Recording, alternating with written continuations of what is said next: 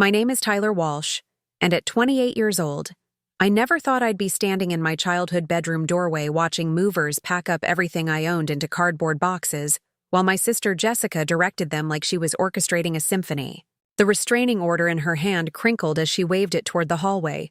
Her voice, cutting through the chaos of our family home, turned into a battlefield. "You have 2 hours to get your stuff and get out, Tyler. This room belongs to baby Emma now." What she didn't know was that I had just signed the purchase agreement for the entire apartment building we all lived in, and her eviction notice was already sitting in my lawyer's briefcase. I'd love to know which corner of the globe you're watching from, and if this story speaks to you, make sure to subscribe. Tomorrow's video is one you absolutely can't miss. Standing in that doorway, watching strangers handle my possessions like they were worthless garage sale items, I felt something break inside me that had nothing to do with the ceramic lamp they had just dropped. The lamp had belonged to my grandmother, Eleanor Walsh, the only person in our family who had ever treated Jessica and me as equals. Now it lay in pieces on the hardwood floor of the room where I had lived for the past 15 years, the same room where I had built my first computer, where I had taught myself to code through countless sleepless nights, and where I had quietly built a software consulting business that none of my family knew was worth nearly 7 figures. Jessica stood in the center of what had been my sanctuary, her perfectly manicured hands resting on her swollen belly, 8 months pregnant and radiating, the kind of righteous indignation that only comes from a lifetime of getting everything you want. At 31, she had perfected the art of playing victim while simultaneously being the aggressor, a skill that had served her well in manipulating our parents, Robert and Linda Walsh, into believing that every conflict between us was somehow my fault. "Don't just stand there staring," she snapped, her voice carrying that familiar edge of contempt that had followed me through childhood and into adulthood. "The movers are charging by the hour, and I'm not paying extra because you want to have some dramatic moment." She gestured toward a box that contained my collection of vintage computer manuals, books that had cost me hundreds of dollars and represented countless hours of learning. "And don't even think about taking anything that belongs to the family. That includes the desk Dad bought for this room." The desk in question was a simple wooden piece that our father had purchased at a thrift store when I was 13, after I had begged for months for a proper workspace. Jessica had her own room, larger and better furnished, with a queen-sized bed and a walk-in closet that she had converted into a makeup station. But the desk, which had cost all of $40 and bore the ring stains from countless coffee cups during my late-night programming sessions, was apparently now family property. "Jessica, that desk has been in my room for 15 years, I said, my voice steady despite the rage building in my chest. "I've done my homework on it, built my business on it. It's not exactly a family heirloom." Her laugh was sharp and humorless. "Everything in this apartment belongs to Mom and Dad, Tyler. You're 28 years old, and you've been living here rent-free like some kind of basement dweller. The only difference is our basement is actually a decent room that's perfect for a nursery." She rubbed her belly in a gesture that seemed calculated to remind everyone present of her condition. "Emma needs space, and you need to grow up and get your own place like a normal adult." What Jessica didn't know was that I hadn't been living rent-free. For the past 2 years, I had been quietly depositing money into our parents' joint account every month, money they assumed came from Jessica's husband, Marcus Thompson, who worked as a mid-level manager at an insurance company. The monthly payments of $1,500 had helped cover the building's maintenance fees, property taxes, and various repairs that our aging apartment complex required. I had done this anonymously because I knew that if my family discovered the source of the money, they would find some way to diminish or dismiss my contribution. The restraining order Jessica held was a temporary measure she had obtained 3 days earlier, claiming that I had threatened her and her unborn child during a family dinner argument. The truth was more complicated and far less dramatic. During Sunday dinner at our parents' dining room table, Jessica had casually announced that she and Marcus would be moving into my room after the baby was born, and that I would need to find somewhere else to live within 30 days. "It's not fair to ask Tyler to give up his room," our mother had said, though her tone suggested she was going through the motions of parental mediation rather than actually defending me. Linda Walsh had always been more comfortable avoiding conflict than addressing it directly, a trait that had allowed Jessica to manipulate family situations for decades. "Mom, be realistic," Jessica had replied, her voice taking on the patient tone she used when explaining obvious things to stupid people. "Tyler is almost 30 and still living at home. Emma is going to be a baby who needs her own nursery. Are you seriously going to prioritize your adult son's convenience over your grandchild's needs?" The argument that followed had been relatively mild by our family's standards. I had pointed out that the building had other apartments, including a larger 2-bedroom unit that would be available in 6 months when the elderly tenant's lease expired. Marcus had suggested they could stay in Jessica's childhood room temporarily, which was larger than mine anyway. But Jessica had fixated on my room specifically, claiming it had better light for the baby and was closer to the bathroom. "If Tyler has a problem with family priorities," she had said, her voice rising to the dramatic pitch she used when she wanted to be the center of attention, "then maybe he should examine why he's so threatened by an innocent baby." When I had responded that I wasn't threatened by the baby, but frustrated by her sense of entitlement, Jessica stormed out, claiming I had called her names and made threatening gestures. The restraining order was based entirely on Jessica's testimony, supported by Marcus, who had not actually witnessed the alleged threats, but was willing to corroborate his wife's version of events. Our parents, faced with the choice between challenging their pregnant daughter's claims or accepting that their son was potentially dangerous, had chosen the path of least resistance. They had not asked for my side of the story, had not questioned the inconsistencies in Jessica's account, and had not wondered why someone who felt genuinely threatened would continue to attend family dinners and visit the apartment daily. Now, watching the movers pack the last of my technical equipment into boxes labeled with my new address, a storage unit across town, I realized that this moment had been inevitable for years. Jessica had always viewed my presence in the family home as temporary, an inconvenience that would eventually resolve itself when I grew up and moved out like a proper adult. The fact that I had been contributing financially to the household while building a successful business from my bedroom was irrelevant to her narrative. "Where's the laptop?" one of the movers asked, holding up the power cord to my primary work. "Computer. He probably hid it," Jessica said before I could respond. "Tyler's always been sneaky about his computer stuff. Check under the bed and in the closet." She turned to me with a smile that didn't reach her eyes. "You're not planning to steal anything that doesn't belong to you, are you? Because I'll call the police if I have to." The laptop was in my backpack, along with several portable hard drives containing years of client work and the encrypted files that contained my business financial records. The irony of Jessica accusing me of theft while literally evicting me from my own living space was not lost on me, but I had learned long ago that pointing out such contradictions only provided her with more ammunition for her victim narrative. "The laptop is mine," I said calmly, pulling it from my backpack and showing her the custom engraving on the case that clearly identified it as my property. "I bought it 2 years ago for my consulting work." "What consulting work?" Marcus asked, speaking for the first time since the movers had arrived. He was a tall, soft-spoken man who had always seemed uncomfortable with his wife's more dramatic tendencies, but had never challenged them directly. "I thought you just did freelance web design or something." The question revealed how little my family knew about my actual career, despite the fact that I had been working from home for the past 5 years.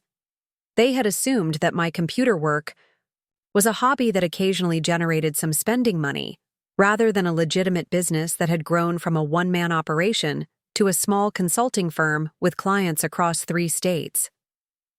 "I run a software consulting company," I explained, though I knew the information would be dismissed or minimized. "We specialize in database optimization and custom applications for small businesses. It's been my full-time job since I graduated." "College?" Jessica rolled her eyes. "Right, Your little computer games. Well, you can play with computers in your new apartment, wherever that ends up being. She gestured toward the boxes stacked in the hallway. The movers will take everything to the storage unit, and then you can figure out what to do from there. I'm sure there are plenty of basement apartments available for people in your situation. The condescension in her voice was nothing new, but the context made it particularly galling. Jessica had never held a job for more than 6 months, had dropped out of college twice, and was currently supported entirely by Marcus's modest salary and our parents' financial assistance. Yet she spoke to me as if I were a deadbeat whose lifestyle choices had finally caught up with him. Tyler's always been resourceful, our father said, appearing in the doorway with the kind of forced optimism he used when trying to smooth over family conflicts. Robert Walsh was a man who preferred harmony to honesty, and he had spent decades enabling Jessica's behavior by treating her tantrums as legitimate grievances. I'm sure he'll land on his feet. This might be just the push he needs to finally become independent. The implication that I had been dependent on my family was particularly infuriating given that I had been financially independent since college and had actually been supporting the household expenses without their knowledge. But explaining this would require revealing the extent of my business success, information I had kept private specifically to avoid the kind of family dynamics that were currently playing out in my former bedroom. As the movers finished loading the last box onto their cart, Jessica walked through the empty room with the satisfaction of someone who had successfully conquered new territory. She ran her hand along the windowsill where I had once kept a collection of programming books and examined the walls where my software certifications had hung in simple frames. "This is going to be perfect for Emma," she announced, already envisioning the nursery she would create. "Marcus can paint it pink, and we'll put the crib right here by the window so she gets good morning light. The changing table can go where Tyler's desk was, and we'll have plenty of room for all her toys and clothes." The speed with which she had transformed the space in her mind from my home to her daughter's nursery was remarkable. Within hours of my forced departure, the room had been completely redefined, its 15-year history as my private sanctuary erased as if it had never existed. What none of them knew was that I had spent the previous 3 months negotiating the purchase of the entire 6-unit apartment building where we all lived. The building's owner, Mrs. Catherine Burke, was an elderly widow who had grown tired of managing rental properties and was eager to sell to someone who would maintain the building's character while providing stable housing for the existing tenants. The purchase price was $1.2 million, a significant investment that had required me to leverage my business assets and secure a commercial mortgage. But the building was in excellent condition, located in a desirable neighborhood, and generated enough rental income to cover the mortgage payments while providing a solid return on investment. The closing was scheduled for the following week, after which I would legally own the apartment where Jessica was currently celebrating her victory. The eviction notices I had prepared with my attorney would be served within 30 days, giving Jessica and Marcus enough time to find alternative housing, but making it clear that their tenancy in my building was terminated. As I walked out of the apartment for the last time as a resident, Jessica called after me from the doorway of what had been my room. A lot of love and effort went into bringing this story to life.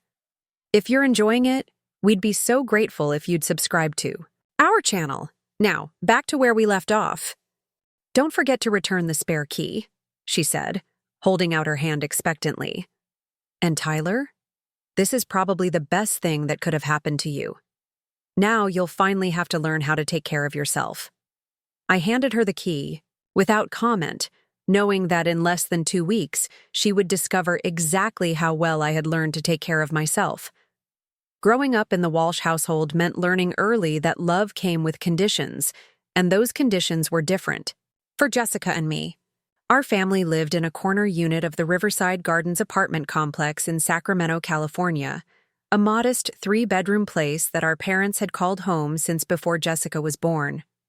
The building itself was a 1960s structure with thin walls, creaky floors, and the kind of character that real estate agents called vintage charm when they meant needs updating.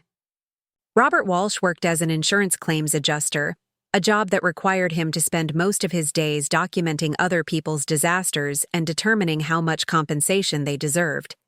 He approached parenting with the same methodical detachment he brought to assessing flood damage and auto accidents, categorizing his children's behavior into neat columns of acceptable and problematic. Linda worked part-time as a receptionist at a dental office, a position that allowed her to maintain the illusion of contributing to the household income while still being available for the endless stream of activities that Jessica's childhood demanded. From the beginning, Jessica was the child who made sense to them. Born when our parents were still optimistic about their ability to shape young minds, she had been enrolled in gymnastics, piano lessons, dance classes, and art camp before she turned 5. Her bedroom walls were covered with participation ribbons, honor roll certificates, and photographs from various recitals and competitions. She was the kind of child who thrived in structured environments, who followed rules when adults were watching, and who understood instinctively how to present herself as the daughter every parent wanted to claim. I arrived 3 years later during a period when our parents' enthusiasm for child-rearing had been tempered by financial reality and Jessica's increasing demands for attention. My early childhood was quieter, less documented, and significantly less expensive. While Jessica attended summer camps and weekend workshops, I spent my free time in the apartment complex's small courtyard, building elaborate constructions with discarded cardboard boxes and learning to entertain myself with whatever materials I could find. The difference in our treatment wasn't malicious, at least not initially. Our parents simply operated under the assumption that Jessica's obvious talents and social skills represented the kind of success they understood how to nurture, while my quieter interests fell outside their area of expertise. When Jessica won a local talent show at age 8, our refrigerator was covered with newspaper clippings and photographs of her moment of triumph. When I taught myself to read at age 4, the achievement was noted with mild approval and quickly forgotten. School only reinforced these patterns. Jessica excelled in the kind of subjects that generated tangible rewards: spelling bees, science fairs, student government positions. She was popular with teachers and classmates alike, the kind of student who made parents proud during back-to-school nights and graduation ceremonies. I was a solid student who preferred subjects that didn't translate easily into public recognition: computer programming, mathematics, logic puzzles. My report cards consistently showed high grades, but they rarely generated the same enthusiasm that Jessica's achievements inspired. The summer I turned 11, our family dynamics shifted in a way that would define the next 17 years of our lives. Jessica had been accepted into an accelerated program at her middle school, an honor that required additional fees, specialized supplies, and transportation to a campus across town. The financial strain of supporting her advanced education meant that my own extracurricular activities, already minimal, were eliminated entirely. When I expressed interest in a computer programming camp offered at the local community center, our father explained that we needed to prioritize resources for Jessica's education since she had the greater potential for academic success. This was the first time anyone had explicitly stated that Jessica's future was considered more valuable than mine, though the implication had been clear for years. Rather than arguing or expressing resentment, I accepted this verdict and began teaching myself programming using library books and an outdated computer that our neighbor had given us when he upgraded to a newer model. The computer was slow and frequently crashed, but it provided my first real introduction to the logical structures and problem-solving approaches that would eventually become the foundation of my career. Throughout middle school and high school, the pattern continued and intensified. Jessica's achievements were celebrated with family dinners, photo sessions, and detailed updates to relatives and neighbors. She was homecoming princess, valedictorian of her high school class, and recipient of a partial scholarship to State University. Each milestone was treated as a family victory, evidence that our parents' investment in her development had paid off exactly as planned. My own academic performance was consistently strong, but it generated little excitement or recognition. I graduated third in my high school class, earned perfect scores on standardized tests, and received acceptance letters from several prestigious universities. These accomplishments were acknowledged with brief congratulations before conversations quickly returned to Jessica's more dramatic successes and challenges. The college years provided temporary relief from direct comparison, since Jessica and I attended different schools and lived in dormitories rather than competing for space and attention in the family apartment. But even from a distance, the favoritism continued. Jessica's college expenses were covered entirely by our parents, who took out loans and worked extra hours to ensure that she could focus on her studies without financial stress. When she changed majors 3 times and took 6 years to complete her degree, these setbacks were presented as evidence of her thoughtful approach to finding her true calling. I received no financial support for college, despite my academic achievements, and acceptance to several schools that would have cost significantly less than Jessica's university. Our parents explained that they had already committed their resources to Jessica's education and that my strong test scores made me eligible for need-based financial aid. I worked 2 part-time jobs throughout college, graduated in 3.5 years to minimize expenses, and earned a degree in computer science with a focus on database management and systems optimization. During my senior year, I began freelancing as a web developer to help pay for school expenses. What started as a way to earn textbook money gradually evolved into a legitimate business, as I discovered that many small companies needed custom software solutions but couldn't afford to hire large consulting firms. I was good at translating technical concepts into language that business owners could understand, and I had a talent for creating systems that were both powerful and user-friendly. By the time I graduated, I had a steady client base and enough income to support myself. Independently, rather than moving back to the family apartment, I initially planned to rent a small place near campus and continue building my consulting practice. But our grandmother Eleanor had a stroke that summer, and our parents needed help managing her care while Jessica finished her final year of college. I moved back home temporarily to assist with grandmother's medical appointments and daily needs, a decision that was supposed to last 3 months and somehow stretched into 5 years.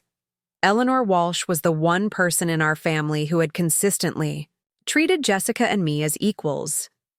A retired librarian with a sharp wit and genuine curiosity about the world, she had always been interested in my computer work and asked thoughtful questions about my projects and clients.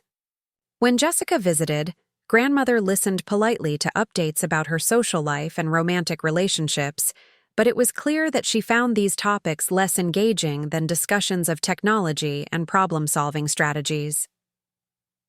During the months when I helped care for her, grandmother and I spent hours talking about my business plans and her observations about family dynamics.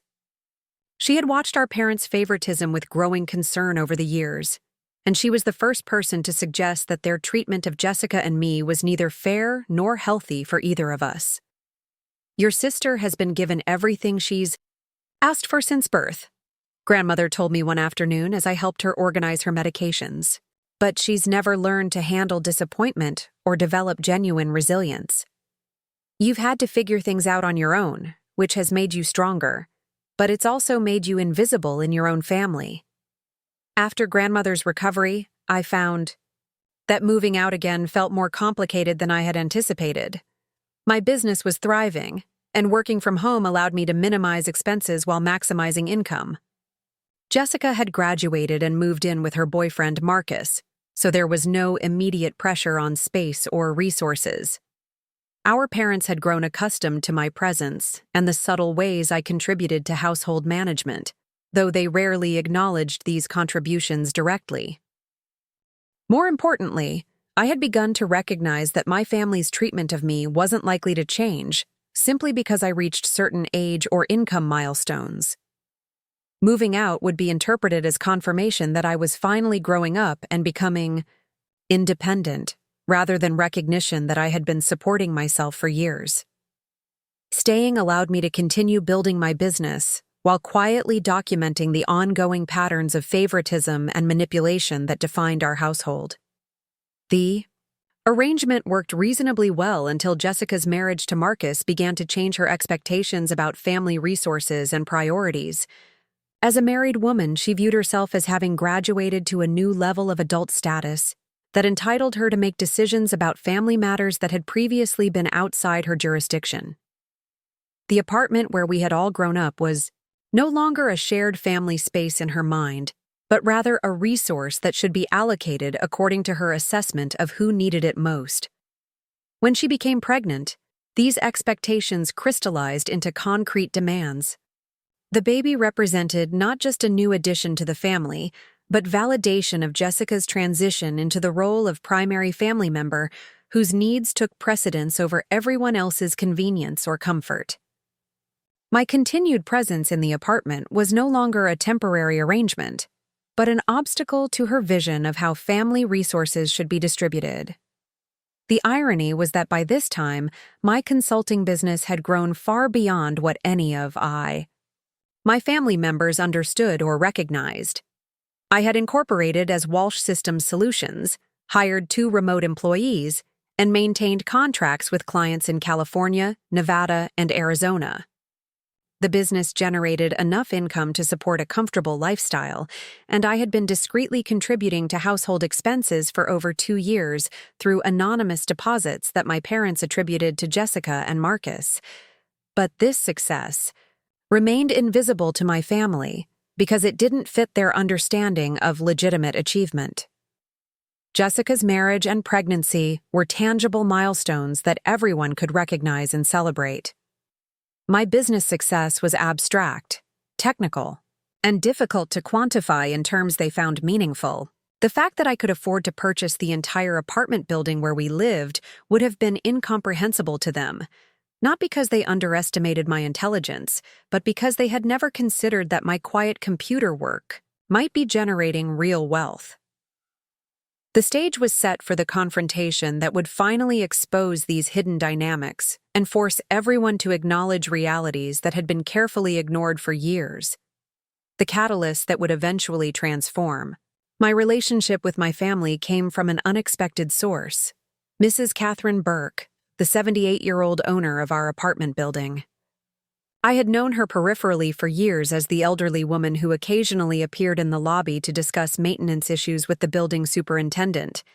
But our first real conversation happened on a rainy Tuesday morning in October, when the elevator broke down and we found ourselves walking up 4 flights of stairs together.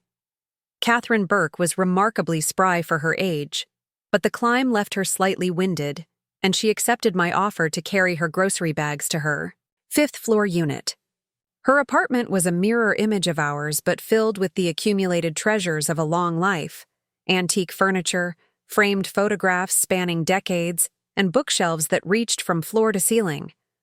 What struck me most was how well-maintained everything appeared, from the original hardwood floors to the carefully preserved architectural details that had been covered up or removed in many other units. "You're Robert's boy," she said, settling into a wingback chair that had probably been expensive when she bought it 40 years earlier. "The quiet one who works with computers. I see you coming and going at all hours, always carrying that laptop bag." I was surprised that she had noticed me at all, let alone observed my work patterns.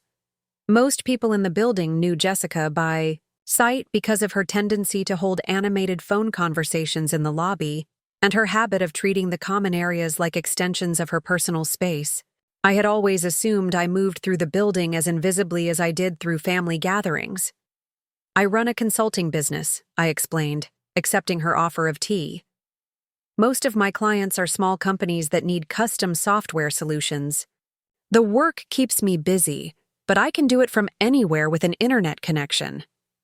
Catherine's eyes sharpened with interest. She had been a bookkeeper before retiring, she told me, and understood the challenges of running a small business. Her late husband had owned a printing company, and she had managed the financial side while he handled production and sales. They had purchased the apartment building in 1985 as an investment property, planning to use the rental income to supplement their retirement savings. "The building has been good to us," she said, gesturing toward a window that looked out over the courtyard where I had spent much of my childhood. "But I'm getting too old to deal with repairs and tenant issues. My son lives in Phoenix, and he's been pushing me to sell and move closer to him." Over the next several months, Catherine and I developed an unlikely friendship. I began stopping by her apartment regularly, initially to help with small tasks like programming her television remote or troubleshooting her computer. But gradually, our conversations expanded to cover topics ranging from business strategy to family dynamics. She was an excellent listener and a shrewd observer of human nature, qualities that had served her well during 50 years of marriage and 30 years of property management. It was Catherine who first suggested that I consider purchasing the building when she decided to sell. The idea seemed absurd at first. I was 27 years old, still living with my parents, and had no experience with real estate investment. But Catherine walked me through the building's financial performance, showing me detailed records of rental income, maintenance expenses, and property taxes that painted a picture of a stable, profitable asset.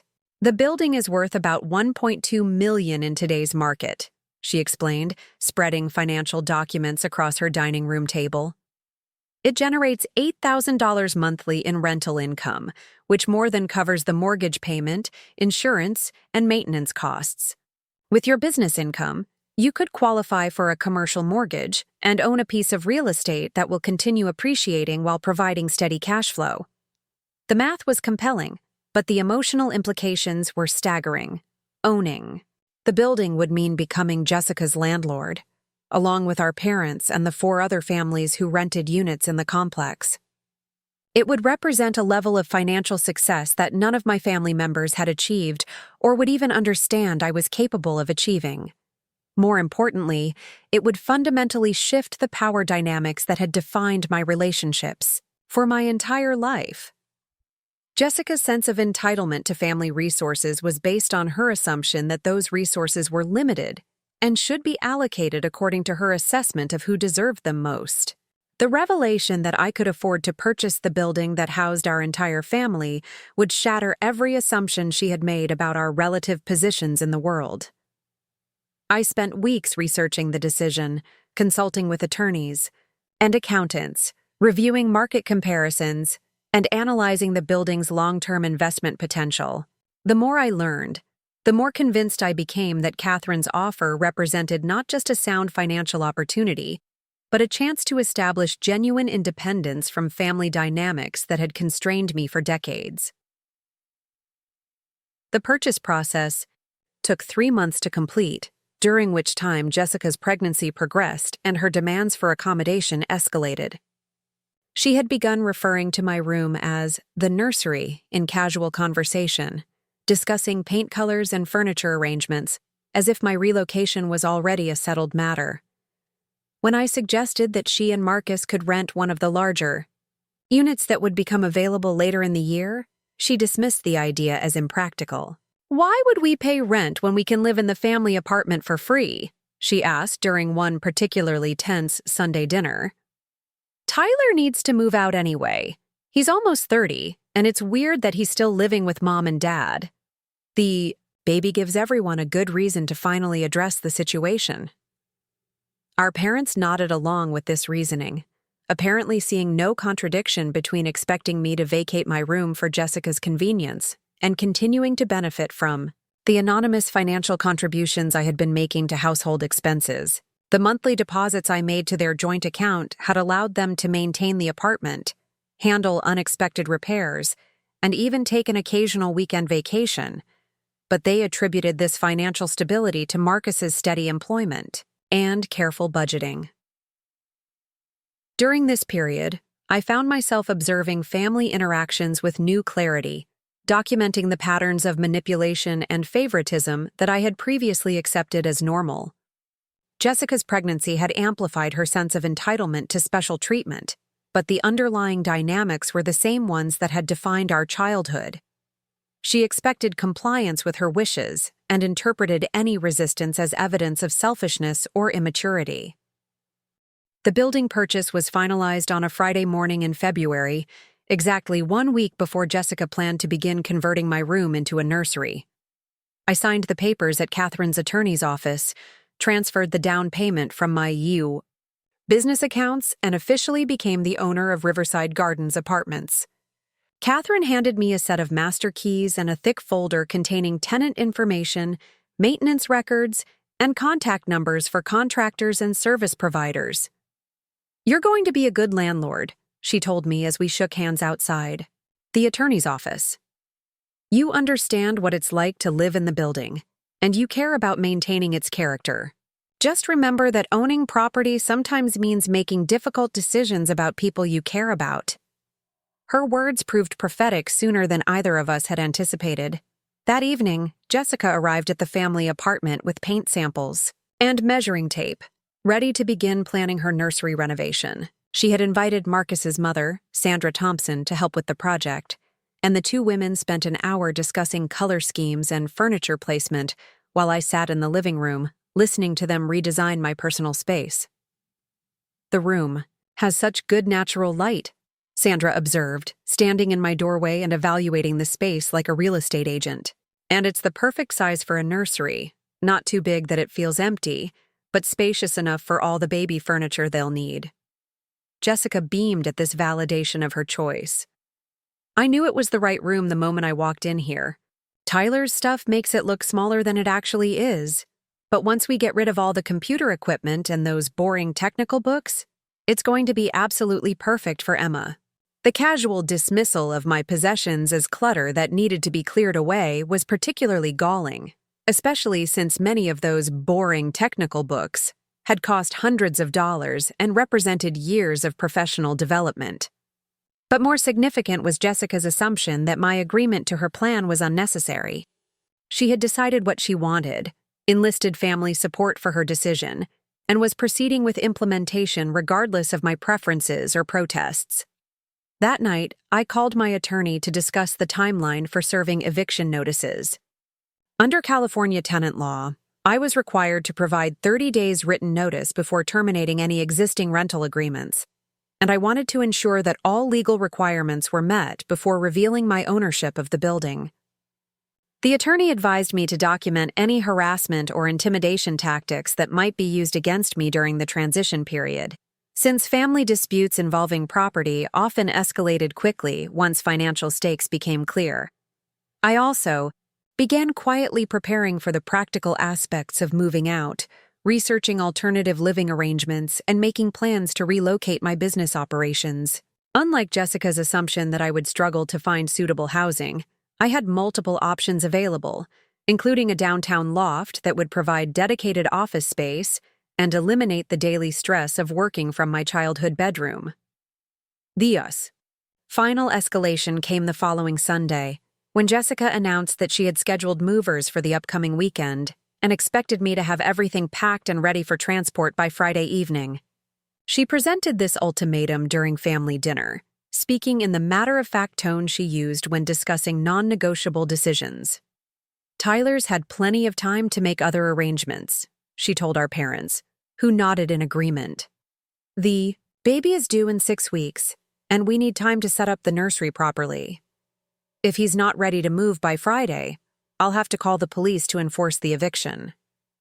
The word eviction was particularly ironic given what I knew about our actual housing situation, but I decided to let events play out without revealing my ownership of the building. Jessica's confidence in her ability to control the situation would make her eventual discovery of the truth more devastating, and I was curious to see how far she would push her demands before reality intervened. Her threat to involve police represented a significant escalation in tactics, moving from family pressure to legal coercion. The restraining order she had obtained was based on fabricated claims of threatening behavior, but it had given her the legal standing to demand my removal from the apartment. Now she was threatening to use law enforcement to enforce her timeline for redecorating my room. The week between her ultimatum and the scheduled moving day passed in a surreal atmosphere of family tension and false normalcy. Jessica continued planning her nursery as if the outcome was certain, while our parents tried to mediate between their pregnant daughter's demands and their adult son's apparent stubbornness. None of them questioned the fundamental fairness of the situation or considered that there might be factors they didn't understand. By Thursday evening, Jessica's impatience had reached a breaking point. She had scheduled the movers, purchased paint and furniture, and invited friends to help with the nursery setup over the weekend. My continued presence in the room represented an obstacle to her carefully orchestrated plans, and she had run out of patience for negotiation or compromise. The scene was set for the confrontation that would finally expose the hidden realities of our family's financial situation and my actual position in the power structure that had defined our relationships for decades. Friday morning arrived with the kind of gray, overcast sky that perfectly matched my mood as I sat in my room, surrounded by boxes that I had grudgingly packed under threat of police intervention. The restraining order Jessica had obtained was scheduled to take effect at noon, giving me exactly 4 hours to remove every trace of my 15-year residence from what she had already begun calling Emma's nursery. The legal document itself was a masterpiece of creative fiction, describing incidents that bore only passing resemblance to reality. According to Jessica's sworn testimony, I had threatened physical violence during our Sunday dinner argument, made intimidating gestures toward her pregnant belly, and engaged in a pattern of psychological harassment designed to cause her emotional distress and endanger her unborn child. Marcus had corroborated her account, describing my alleged behavior in terms that painted me as an unstable individual who posed a genuine threat to his family's safety. The fact that he had not actually witnessed most of the incidents he described was irrelevant under the legal standard for temporary restraining orders, which prioritized the protection of potentially vulnerable parties over the presumption of innocence. Our parents had provided supporting statements that focused on my increasingly erratic behavior and refusal to accept reasonable family arrangements. They described me as someone who had become obsessed with maintaining control over my living situation to the detriment of family harmony and a pregnant woman's legitimate needs. Their characterization of my objections to Jessica's demands as evidence of mental instability was particularly devastating, since it came from people who were supposed to understand my character better than anyone. The most galling aspect of the entire situation was how easily my family had accepted Jessica's narrative without question or investigation. Nobody had asked for my side of the story. Nobody had wondered why someone who had lived peacefully in the same household for 28 years would suddenly become dangerous, and nobody had considered the possibility that Jessica might be exaggerating or fabricating incidents to achieve her desired outcome. Instead, they had rallied around her with the same automatic support that had characterized their response to every conflict between us throughout our lives. Jessica was the victim, I was the problem, and the solution required me to sacrifice my needs for her convenience. The pattern was so familiar that I almost admired the efficiency with which she had deployed it in service of her nursery project. The movers arrived at 10 in the morning, 2 burly men in their 40s who treated the job with the professional detachment of people who had seen enough family drama to remain unimpressed by any particular variation. They reviewed the restraining order Jessica had provided, confirmed my identity, and began the systematic dismantling of my living space with business-like efficiency. Jessica supervised the operation from the hallway, offering helpful suggestions about which items belonged to me and which were family property that should remain in the apartment. Her pregnancy had reached the stage where she moved with careful deliberation, one hand supporting her lower back, the other frequently resting on her enlarged belly in a gesture that served both practical and performative purposes. "Be careful with that computer equipment," she instructed the movers as they loaded my desktop setup onto their cart. "It's probably worth more than it looks, and Tyler will blame us if anything gets damaged." The concern for my property was touching, especially coming from someone who was forcing its removal under threat of arrest. Our parents hovered nearby, wearing the uncomfortable expressions of people who knew they were witnessing something unpleasant, but felt powerless to prevent it. Linda kept wringing her hands and making ineffectual suggestions about storage facilities and temporary living arrangements, while Robert focused on practical details like forwarding addresses and utility transfers. Neither of them seemed to recognize that they were essentially enabling the eviction of their son based on accusations they had never bothered to verify. "Maybe this will be good for Tyler in the long run," Linda said to Jessica as they watched the movers navigate my desk through the narrow doorway. "He's been comfortable here for too long. Sometimes people need a push to make necessary changes in their lives." The idea that I needed to be pushed toward independence was particularly ironic, given that I had been financially independent for years, while Jessica remained dependent on family support and her husband's modest income. But pointing out this contradiction would have been futile, since it challenged fundamental assumptions about which of us represented success and which represented failure to launch. The breaking point came when Jessica discovered a folder containing printouts of my business financial records, documents I had been organizing in preparation for my upcoming meeting with a commercial real estate attorney. She picked up the folder from my desk and began flipping through it with casual curiosity, her expression shifting from mild interest to confusion to outright disbelief as she processed what she was seeing. "What is this?" she demanded, holding up a quarterly profit and loss statement that showed my consulting business had generated over $180,000 in revenue during the previous 3 months. "Is this some kind of fake document for a loan application or something?" The accusation that I would forge financial records was insulting, but not surprising, given her inability to reconcile the numbers with her understanding of my economic status.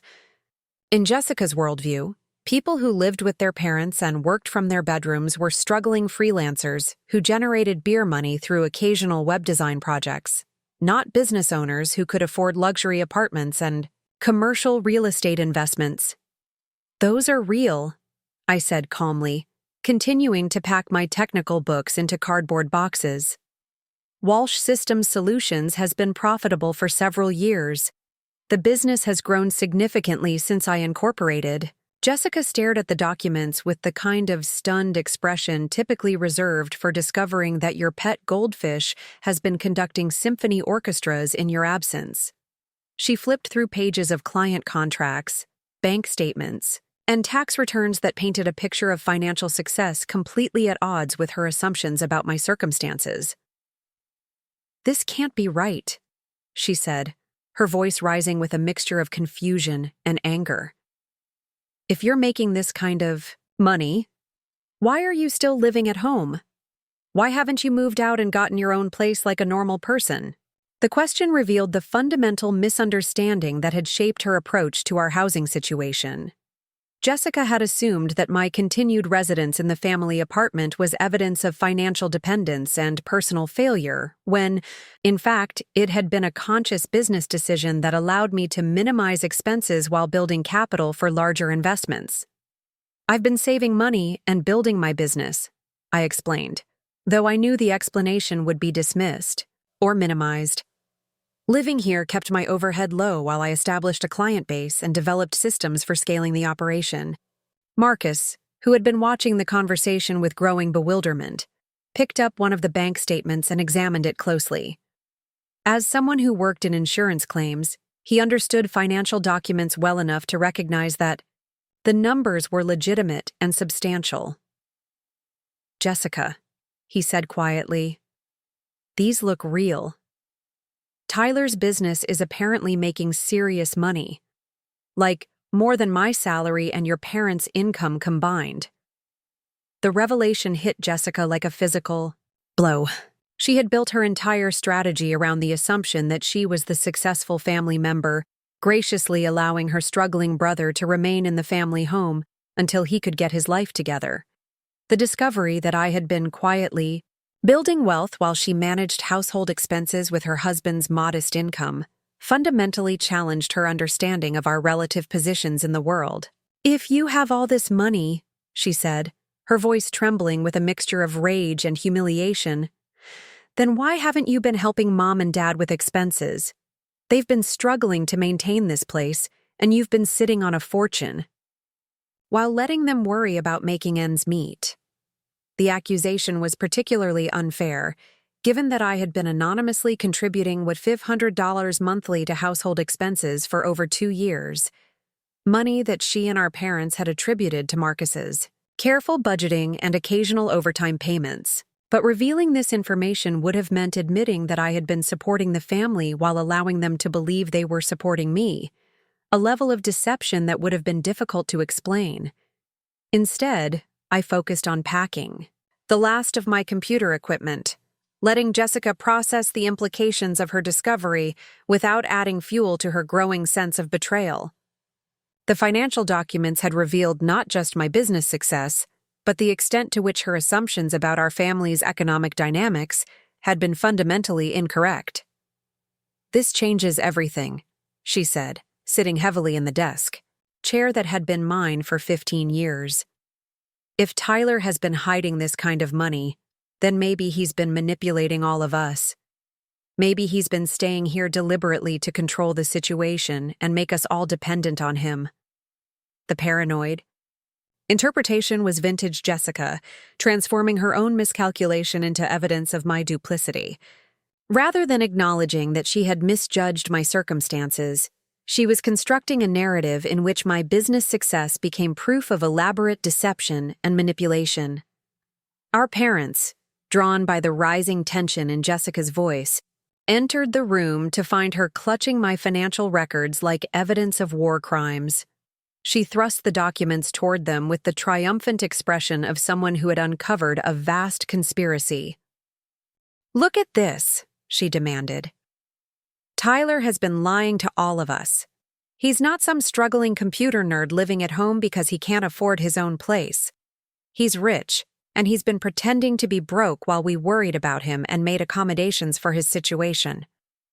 Robert took the documents and examined them with the careful attention he brought to insurance claims, his expression growing more puzzled as he processed the numbers.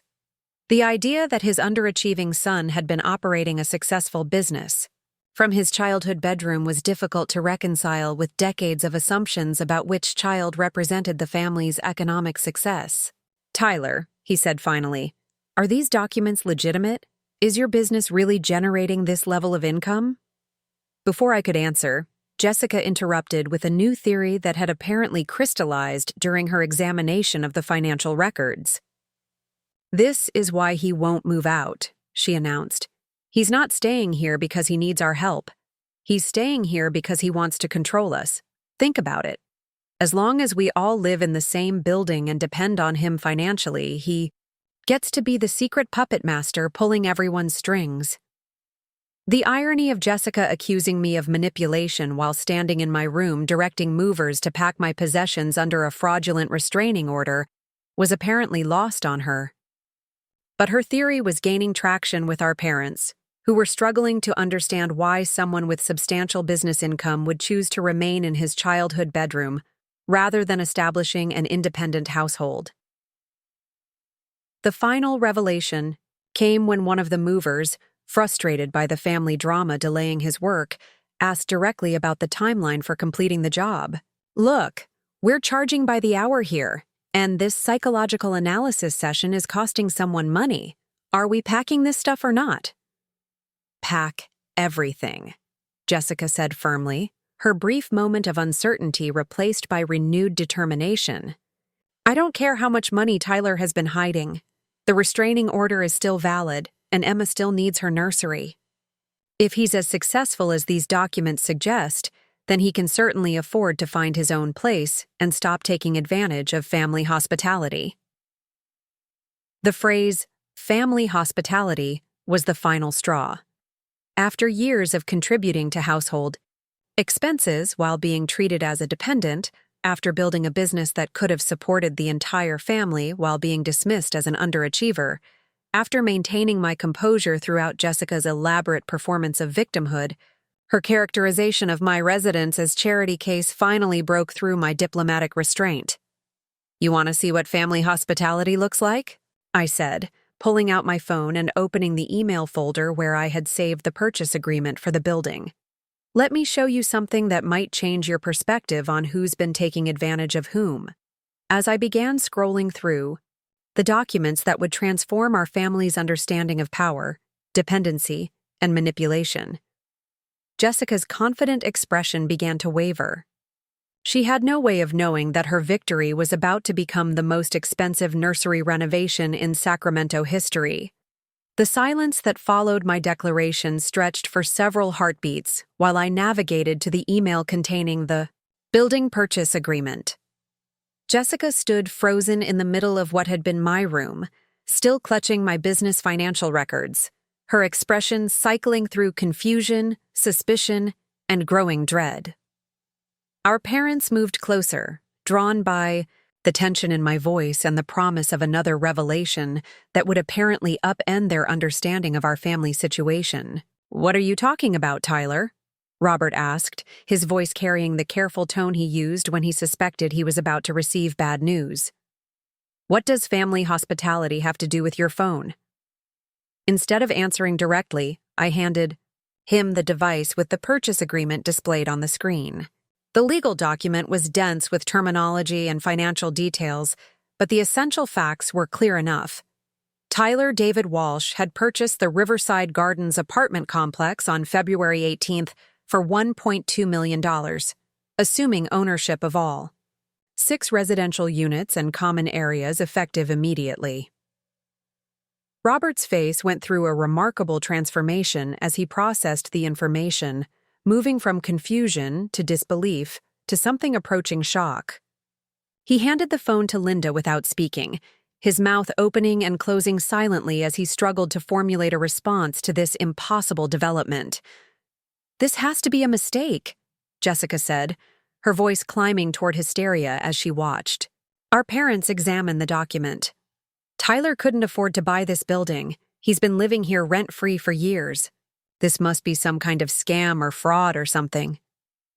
Linda finished reading and looked up at me with an expression I had never seen before, a mixture of bewilderment and dawning recognition that she had fundamentally misunderstood something important about her own son. "Tyler," she said carefully, "does this document mean you own our apartment? You own the building we live in?" "As of last week, yes," I confirmed, taking my phone back and scrolling to another email.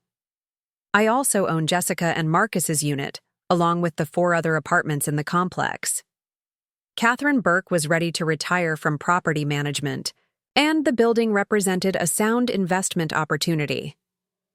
The revelation hit Jessica like a physical force. She sat down heavily on my desk chair, her face draining of color as the implications cascaded through her consciousness.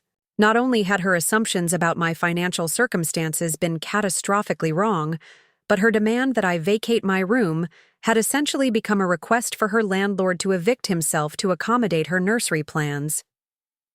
"This is insane," she whispered, staring at me as if I had suddenly revealed myself to be an alien species. "You've been lying to all of us for years, living here like you needed our help while secretly buying the building behind our backs. What kind of person does that?" The accusation of deception was rich, coming from someone who had fabricated a restraining order to force my removal, but I resisted the urge to point out this irony. Instead, I opened another folder on my phone and showed her the documentation of my anonymous contributions to household expenses. "I haven't been living here for free," I said, displaying bank records that showed monthly transfers of $1,500 to our parents' joint account. "I've been covering maintenance fees, property taxes, and repair costs for the past 2 years. The money you and Marcus thought was coming from his overtime work was actually coming from me." Marcus, who had been standing silently near the doorway, stepped forward to examine the bank records. His face flushed with embarrassment as he recognized the amounts and dates, realizing that his wife's family had been attributing his supposed financial contributions to expenses he couldn't actually afford to cover. "Jessica," he said quietly, "remember when your parents were able to replace the air conditioning unit last summer? And when they had the bathroom renovated without taking out a loan? I told you I didn't know where they got the extra money, but you insisted I must have forgotten about some bonus payments." The memory clearly struck Jessica like a slap. She had not only misjudged my financial situation, but had also been taking credit for my contributions, while simultaneously treating me as a dependent who needed to be managed and eventually evicted. The cognitive dissonance was written across her face as she struggled to reconcile these revelations with her carefully constructed narrative about family dynamics and resource allocation. "So what happens now?" Robert asked, his insurance adjuster instincts kicking in as he tried to assess the practical implications of this new information. "Are you going to evict all of us? Are we supposed to start paying you rent? How does this work?" Before I could answer, Jessica erupted from the chair with renewed fury, her shock transforming into righteous indignation. "This is exactly what I said earlier," she declared, pointing an accusatory finger in my direction. "Tyler has been manipulating all of us. He bought this building to control our living situation and make us dependent on him. Now he gets to play landlord and dictate terms to his own family." The irony of her complaint was staggering. Jessica had spent the past hour directing movers to remove my possessions under threat of police action, but now she was outraged by the possibility that I might exercise authority over housing arrangements. Her capacity for double standards was truly impressive. "Actually," I said, pulling up another document on my phone, "I've already made decisions about everyone's housing situation. Marcus, you might want to see this too, since it affects your family directly." The document was an eviction notice prepared by my attorney, formally notifying Jessica Thompson and Marcus Thompson that their tenancy at Riverside Gardens was terminated effective 30 days from service of notice. The legal language was precise and unforgiving, explaining that their lease would not be renewed and that they were required to vacate the premises by March 30th. Jessica snatched the phone from my hands and read the notice with increasing horror, her voice rising to a shriek as she processed the implications. "You can't evict us! I'm pregnant! You can't throw a pregnant woman out of her home!" "It's not your home," I replied calmly. "It's my building, and your tenants whose lease I'm choosing not to renew. You have 30 days to find alternative housing, which is more notice than you gave me when you scheduled movers to clear out my room." The comparison was devastating in its simplicity. Jessica had given me less than a week to pack my belongings and find new housing, but now she was claiming that 30 days was insufficient time for her to make alternative arrangements. The difference, of course, was that she had assumed I was powerless to resist her demands, while she expected legal protections and family sympathy to shield her from similar displacement. Marcus read the eviction notice over his wife's shoulder, his expression grim as he recognized the legal terminology and understood that the document was professionally prepared and legally binding. "Tyler, is this really necessary? Can't we work something out as a family?" "I tried to work something out as a family," I replied. "I suggested you could rent one of the larger units when it becomes available. I offered to help with moving expenses and transition costs. Jessica rejected all of those options because she wanted my room specifically, and she wanted it immediately, regardless of my preferences or convenience." The truth of this statement was undeniable, and even our parents couldn't dispute the sequence of events that had led to this confrontation.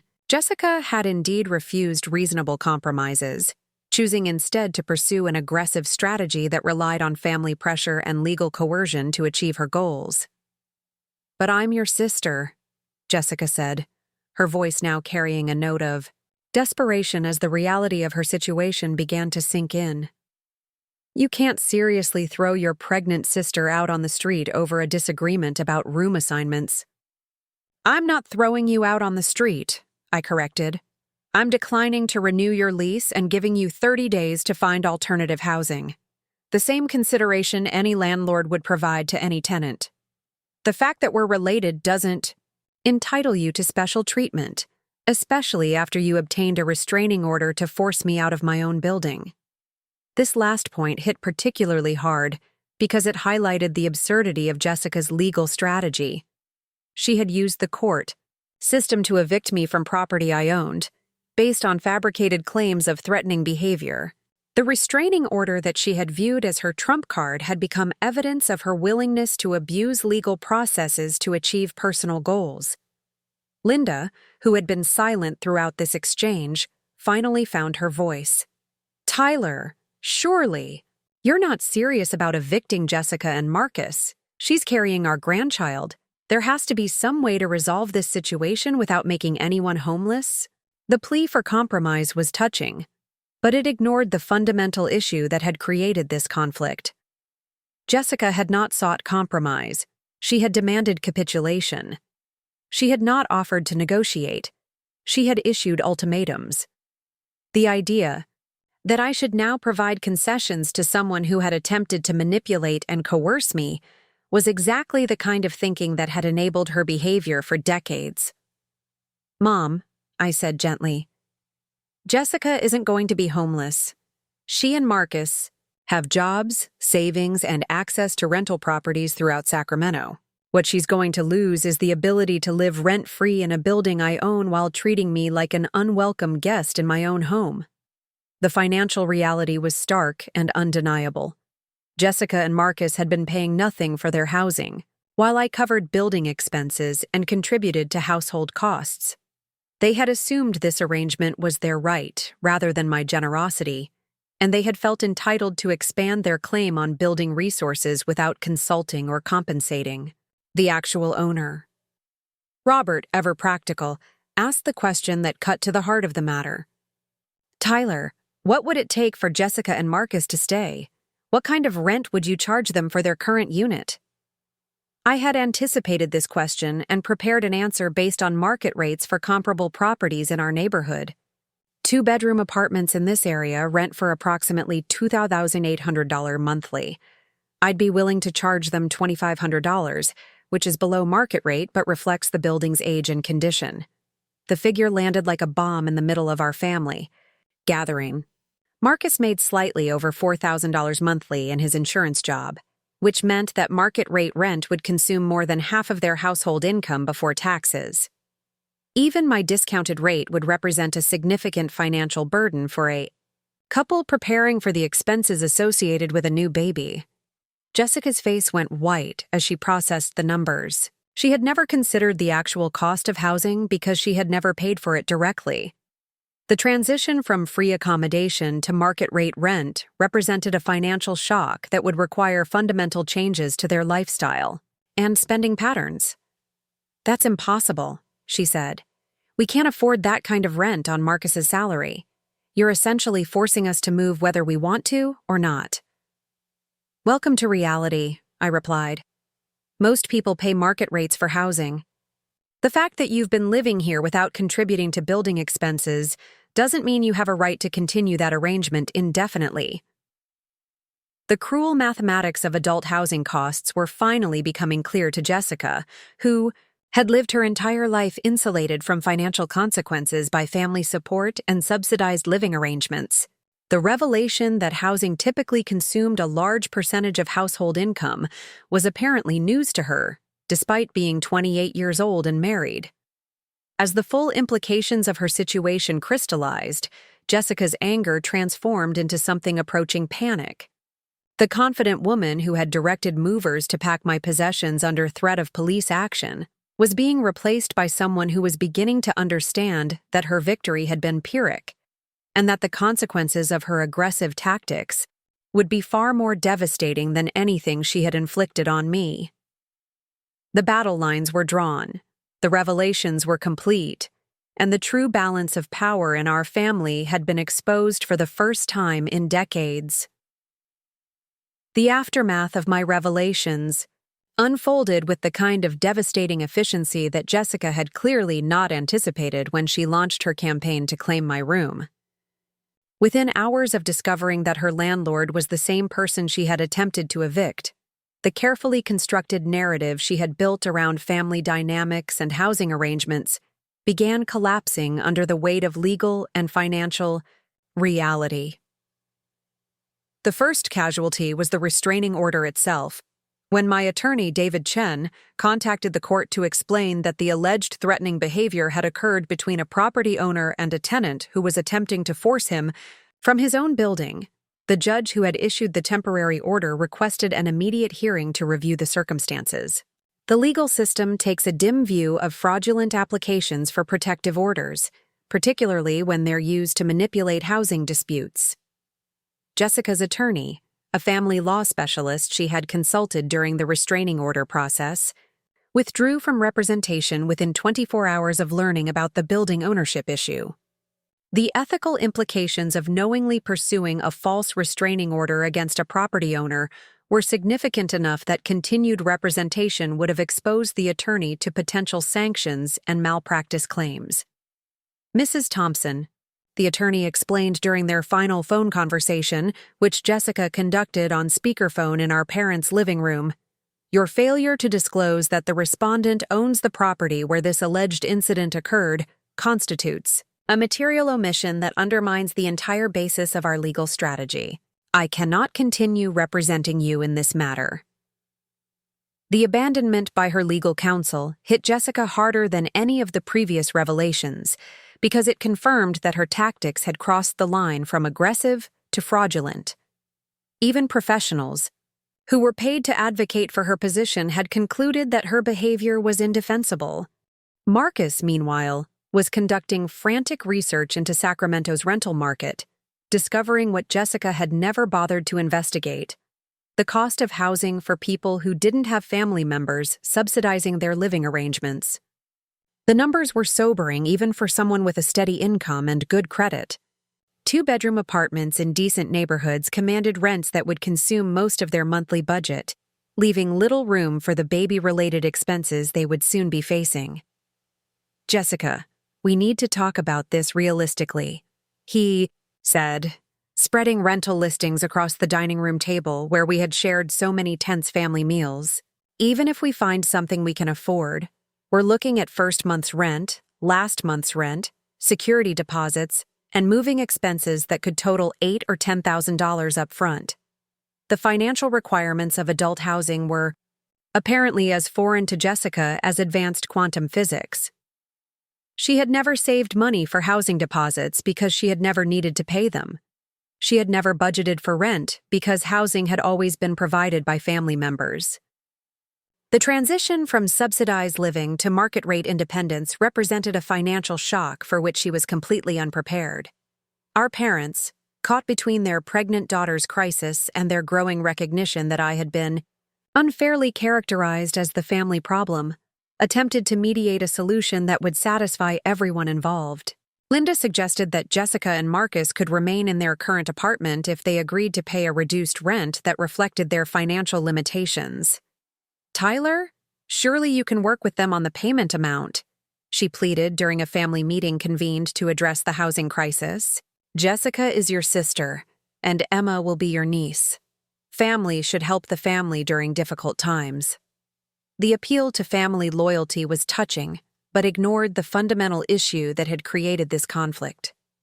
Jessica had not approached me as family when she wanted my room. She had used legal coercion and emotional manipulation to force my compliance. The idea that I should now provide financial concessions to someone who had attempted to have me arrested was exactly the kind of enabling behavior that had allowed her to develop such a distorted sense of entitlement.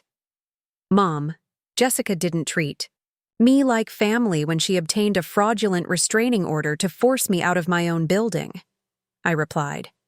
She treated me like an obstacle to be removed through whatever means necessary. Why should I extend family considerations to someone who refused to extend them to me? The logic was unassailable, and even our parents couldn't dispute the sequence of events that had led to Jessica's current predicament. She had chosen aggressive tactics over negotiation, legal coercion over family discussion, and ultimatums over compromise. The consequences she was now facing were the natural result of strategies that had backfired spectacularly. Jessica's response to her deteriorating situation was to escalate her victim narrative, claiming that I was using my financial resources to punish her for standing up to my controlling behavior. She began describing the eviction notice as evidence of my vindictive nature, portraying herself as an innocent pregnant woman being persecuted by a wealthy landlord who happened to be her brother. Tyler has been planning this for months, she announced to our extended family during a series of phone calls designed to generate sympathy and support. He bought the building specifically so he could control all of us and get revenge on anyone who challenged his authority. This eviction is proof of how manipulative and calculating he really is.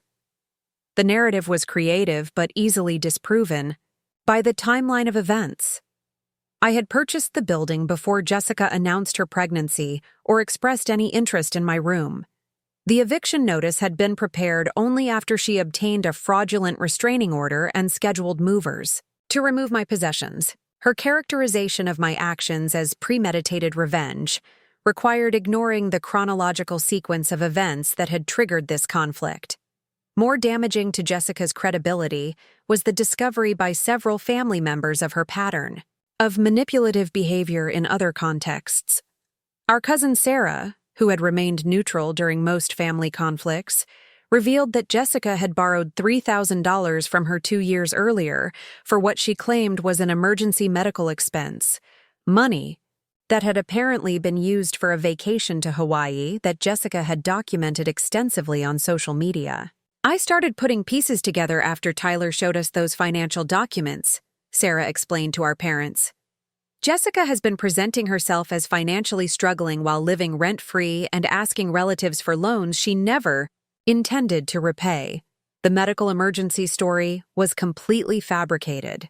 Similar revelations emerged from other family members who had provided financial assistance to Jessica over the years based on her claims of hardship and emergency situations. The pattern that emerged was of someone who had systematically exploited family relationships for financial gain while maintaining a lifestyle that exceeded her legitimate means. The court hearing to review the restraining order became an exercise in public humiliation for Jessica, who was forced to admit under oath that she had failed to disclose material facts when applying for the protective order. The judge, clearly irritated by the waste of judicial resources, not only dismissed the restraining order but also ordered Jessica to pay court costs and imposed a fine for filing frivolous legal documents.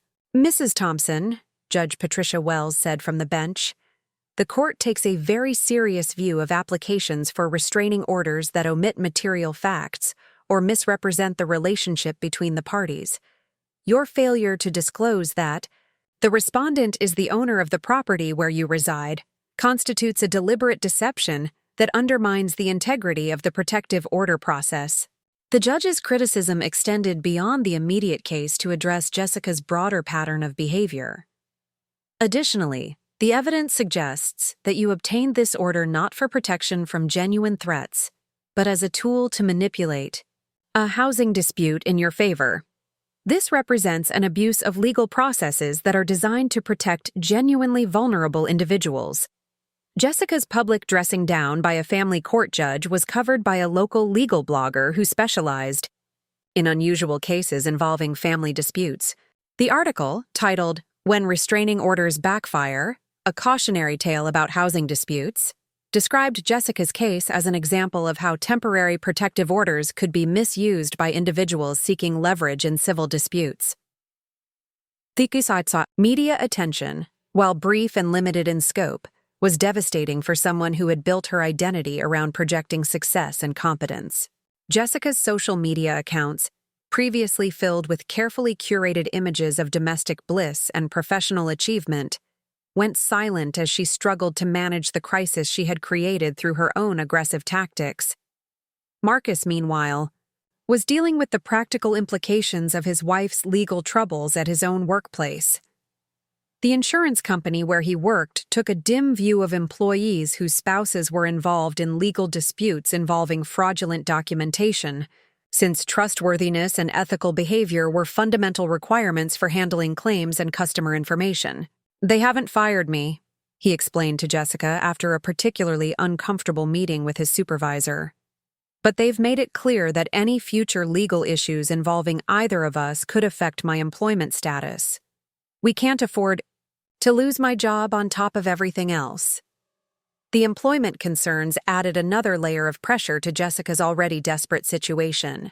Not only did they need to find affordable housing within 30 days, but they also had to manage the situation carefully enough to avoid jeopardizing the income that would be essential for supporting their growing family.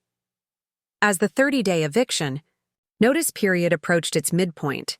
Jessica's options had narrowed to a handful of expensive and inconvenient possibilities. The apartments they could afford were located in neighborhoods with higher crime rates and lower quality schools, areas that Jessica had previously dismissed as unsuitable for raising children.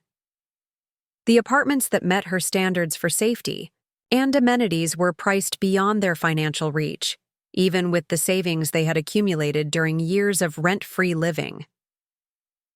The final humiliation came when Jessica was forced to ask our parents for financial assistance with moving expenses and security deposits, admitting that her years of apparently successful independent living had been subsidized by free housing and anonymous contributions from the brother she had attempted to evict.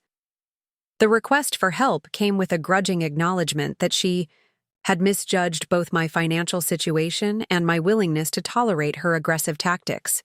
"I know I made mistakes," she said during a family dinner that felt more like a negotiation session than a social gathering.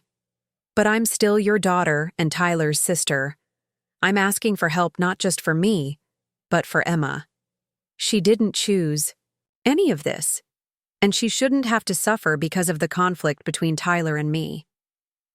The appeal to our future niece was emotionally powerful but strategically flawed, since it ignored Jessica's role in creating the very conflict she was now asking us to help her escape. The idea that I should provide financial assistance to someone who had attempted to have me arrested was particularly galling, especially since her crisis was entirely self-inflicted. Justice, it seemed, had arrived not through dramatic courtroom victories or elaborate revenge schemes, but through the simple mechanism of consequences finally catching up with behavior that had been enabled and excused for far too long. Jessica's attempt to manipulate family dynamics through legal coercion had exposed the financial realities that had always lurked beneath the surface of our relationships, forcing everyone to confront truths that had been carefully avoided for decades. The eviction notice would be enforced on schedule. Jessica would learn the true cost of independence, and our family would finally understand which of us had been supporting whom throughout the years when appearances suggested the opposite. 6 months after the eviction notice was served and executed, the Walsh family looked completely different. From the unit that had shared the Riverside Gardens apartment for over 2 decades, the transformation hadn't been easy or painless, but it had been necessary for everyone involved to discover who they actually were when stripped of the comfortable illusions that had defined their relationships for so long. Jessica and Marcus had eventually found a modest 2-bedroom apartment in Elk Grove, a suburb about 20 miles south of Sacramento, where housing costs were more aligned with their actual financial capabilities. The apartment was smaller than their previous accommodations, located in a complex that lacked the character and convenience of Riverside Gardens, but it represented their first experience with genuine independence from family subsidies and hidden support systems. The transition had been brutal for Jessica, who had never experienced the month-to-month anxiety of making rent payments while managing household expenses on a limited budget. The first few months had required her to develop entirely new skills, comparing grocery prices, using coupons, buying generic products, and making difficult choices between competing financial priorities. The education had been expensive and humbling, but it had also been long overdue. "I never realized how much things actually cost," she admitted during one of our monthly family dinners, a tradition our mother had insisted on maintaining, despite the geographic and emotional distance that now separated us. "When you've never had to worry about rent or utilities, you don't pay attention to how quickly expenses add up." Marcus and I had to create a budget for the first time in our marriage. The admission was significant, not just for its content, but for its tone. The defensive, entitled attitude that had characterized Jessica's approach to family conflicts had been replaced by something resembling genuine humility. The experience of financial vulnerability had apparently provided lessons that decades of family lectures and well-meaning advice had failed to deliver.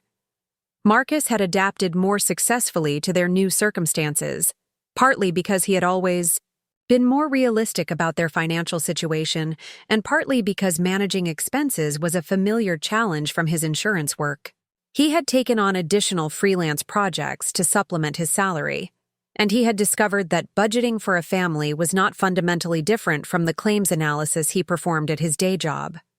The hardest part for Jessica was accepting that we couldn't afford everything we wanted, he explained to me during a private conversation at Emma's first birthday party.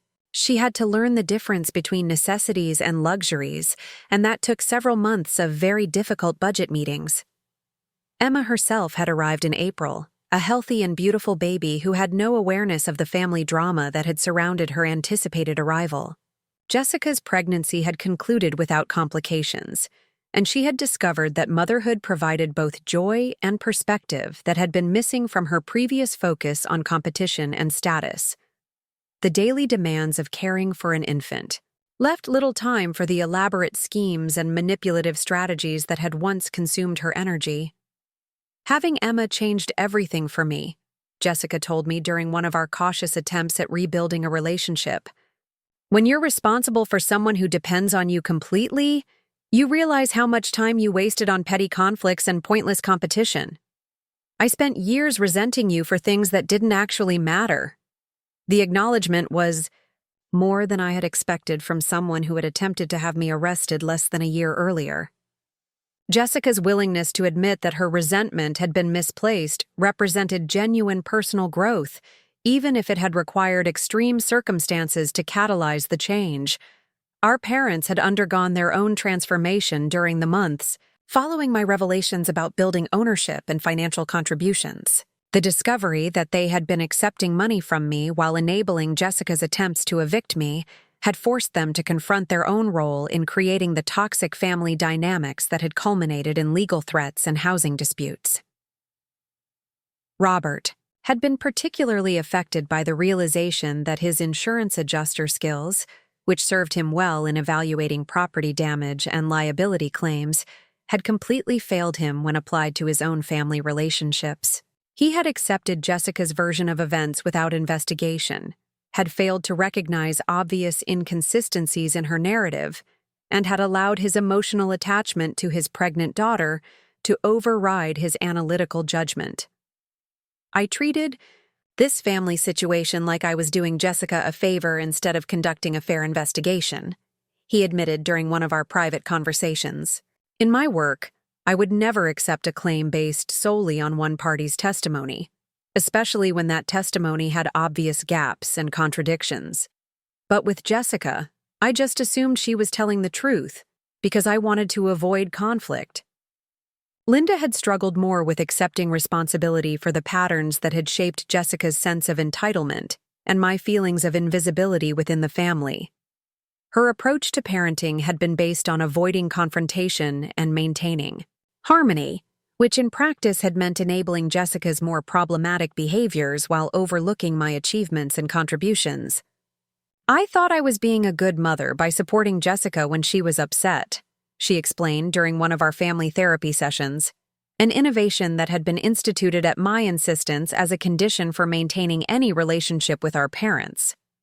But I realize now that I was teaching her that emotional manipulation was an effective way to get what she wanted, and I was teaching you that your needs and feelings didn't matter as much as hers. The family therapy sessions had been facilitated by Dr. Amanda Foster, a clinical psychologist who specialized in adult family relationships and financial conflicts. Dr. Foster had helped all of us recognize the patterns that had developed over decades and understand how those patterns had contributed to the crisis that had nearly destroyed our family entirely. The Walsh family dynamic represented a classic case of parentification and scapegoating. Dr. Foster explained during one of our sessions, Tyler was expected to be self-sufficient and understanding, while Jessica was enabled to remain dependent and demanding. These roles became so entrenched that everyone forgot they were roles rather than inherent personality traits. The therapeutic process had revealed that Jessica's entitled behavior and my conflict avoidance had both been responses to the same underlying family dysfunction. Jessica had learned that dramatic emotional displays were rewarded with attention and accommodation, while I had learned that quiet competence was ignored, but that causing trouble would result in blame and punishment. Neither of us had developed healthy skills for negotiating our needs or managing conflicts constructively. My own transformation had been less dramatic, but equally significant.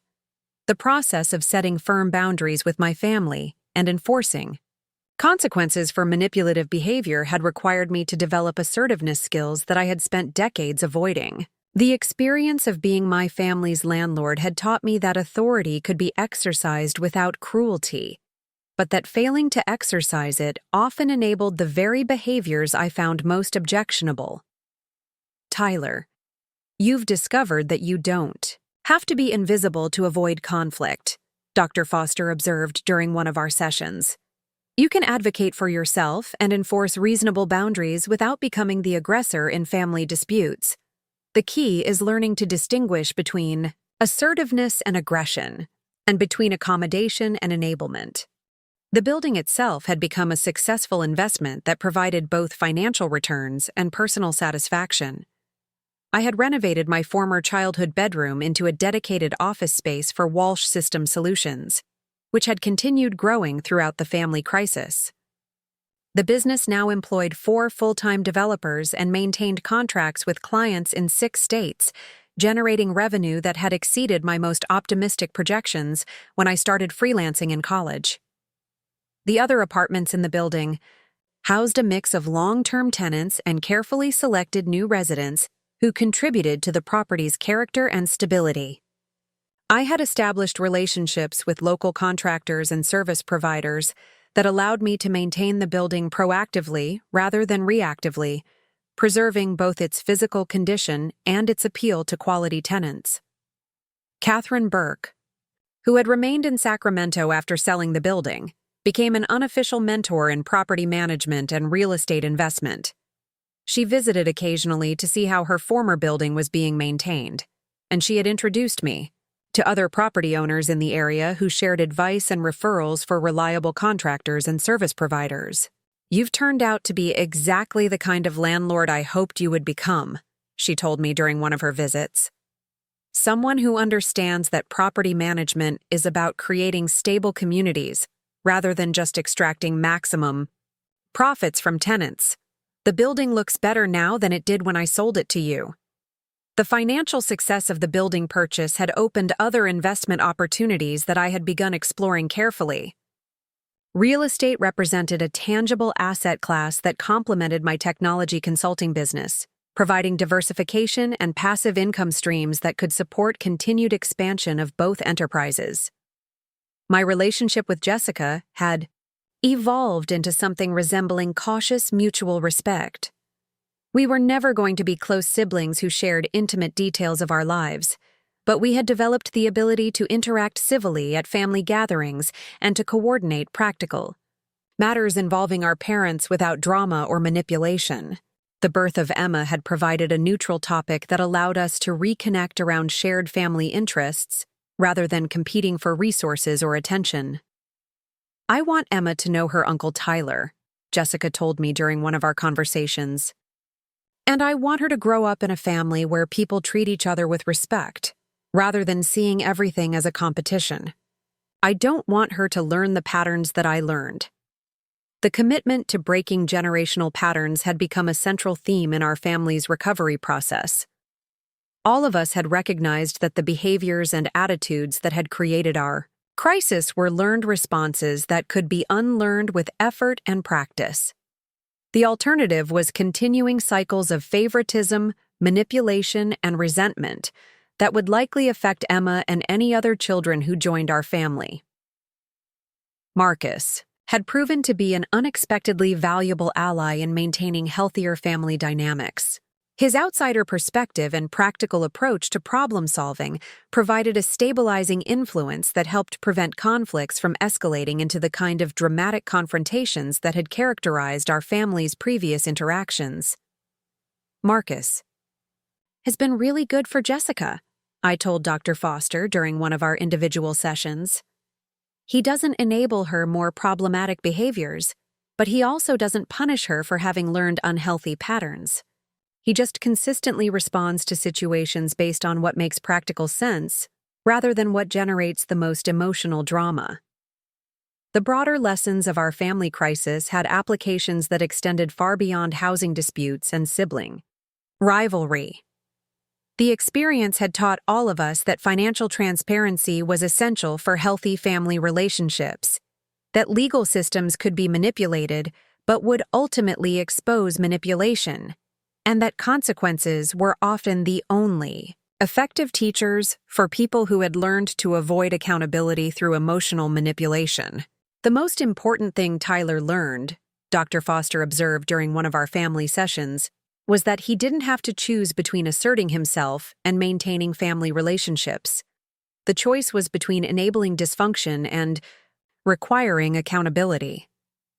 Jessica had to learn that emotional manipulation was not a sustainable strategy for getting what she wanted, and your parents had to learn that avoiding conflict often created bigger conflicts later.